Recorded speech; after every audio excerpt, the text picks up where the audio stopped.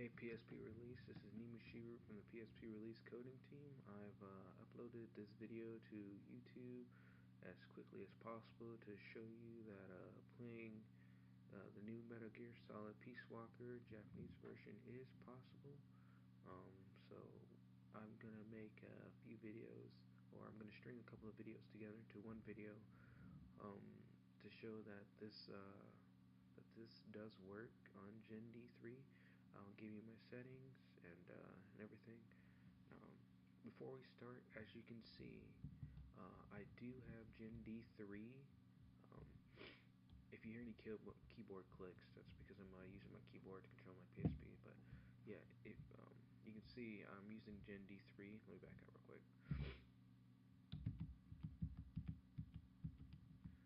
And if you see here, I have my M33 as my UMD ISO mode. Now before I actually start the game, I'm going to show you guys how to create the eboot.bin with the tool that our favorite friend now, Foxhound, has found on the internet. I will string together, so I will be right back. Give me a second. Okay, this is my desktop. I know it's a little cluttered, so bear with me. Anyways, from here, you're going to need 3 files. I'll show you the files now. Well, yeah. You're going to need umdgen.exe. This can be found anywhere on the internet. It has to be version 4, or I cannot guarantee its working part in this procedure. You're going to need the clean version of Metal Gear Solid Peace Walker. This can be downloaded from pretty much anywhere, but I can't guarantee that it's going to be patched or not. You can download the clean version from psprelease.com. That's release with an E, no A.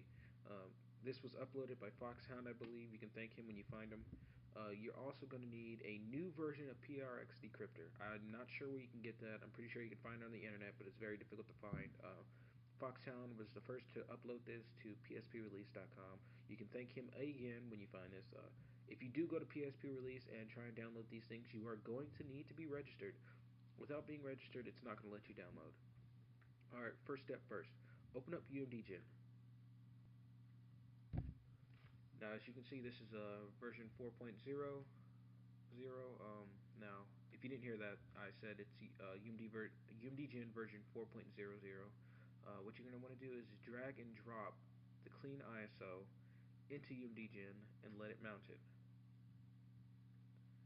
Basically, I said let it mount it. I know that sometimes the sound on here skips and the sound may lag a little bit, so bear with me, please. Anyways, once you're done doing that, you're going to want to go into PSP Game. That's PSP Game here. You're going to want to go into System Directory, and you're going to want to find the eboot.bin that is under opnssmp.bin.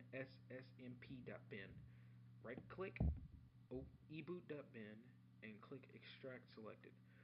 Extract it to the same place that you have the ISO and the prxdecrypter folder in. That would be this one right here. Now click OK. Wait for it to extract. Now once it's done extracting, you can go ahead and close UMDgen. Once it's done extracting, you can go ahead and close UMDgen and go into the folder. Now, and go into the folder. Okay, it's skipping again. Now go into the folder and you're going to find 4 items. The eboot bin you just extracted, UMDgen, the ISO, and the prxdecrypter. Now, you're going to want to connect your PSP to your computer. I believe that's still down here. Yeah. You're going to want to connect your PSP to the computer. Okay, now that your PSP is connected, you're going to want to go to the root of the memory stick. The root is the directory where it has your ISO folder, your MP root folder, your music folder, picture, video, and PSP folder. Now, in this directory, you're going to want to create a folder called ENC. ENC stands for encrypted. This is where all the files, or the encrypted files, go when you want prxdecrypter to decrypt them. Now, you're going to want to create this folder, go inside of it,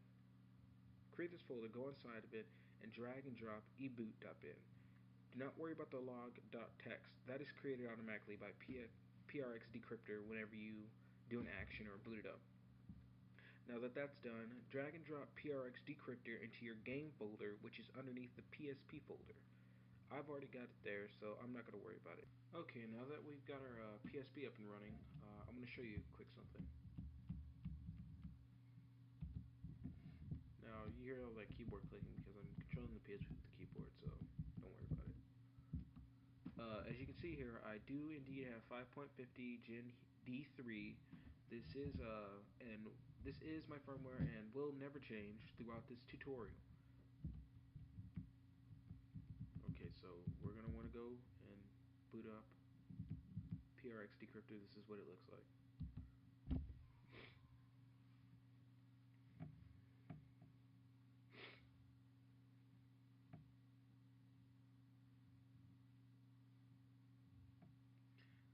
Oh shoot. Okay, unfortunately you cannot see my PSP when I'm doing this, but I'll walk you through it.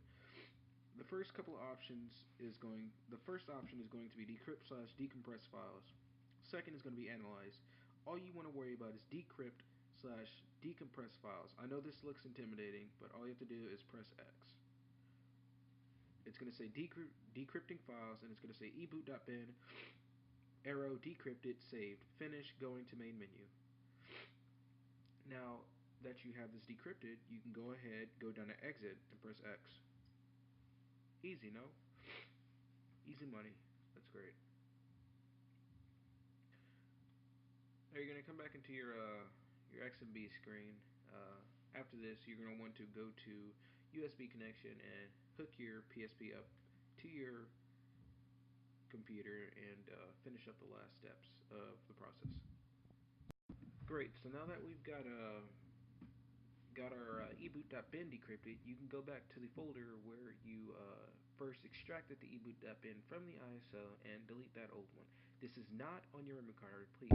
This is not the eboot on your memory card. You do not want to delete that one. Go ahead and delete it. Not the one on your memory card.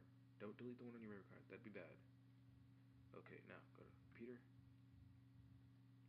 And you want to go and open up the one. Now, when you're in your memory card, or when you're in your PSP, you want to go back to encrypted. Now, this should be the one. Let's see, hold on. Yeah, go back to encrypted, which is ENC on the root of the memory card, and now you're gonna have your decrypted eboot.bin. Now you can see it's still the same size and everything. This is why you deleted the old one. That way you do not get confused. You're gonna want to cut it and paste it into the folder where the ISO is. Wait for it to move. You can now go ahead and close down your PSP. Yeah, you won't need that for now. Don't disconnect it, however. We will need it. So you can just minimize it. Minimizing would be best. Now, again, open up UMDGen. This is where our favorite little tool comes in hand. Drag and drop the ISO into UMDGen. Open up PSP game, go to System Directory, and right-click on eboot.bin and click Delete. Now, drag and drop the eboot.bin from the new folder, or the folder that we used, and that we put our encrypted folder into, encrypted eboot.bin file into, and drag and drop it into UMDGen. Now you want to go down to UMD properties, and let me move this up, and at the very bottom there should be a button or an option that says optimize image. There should be a button right below it that says optimize.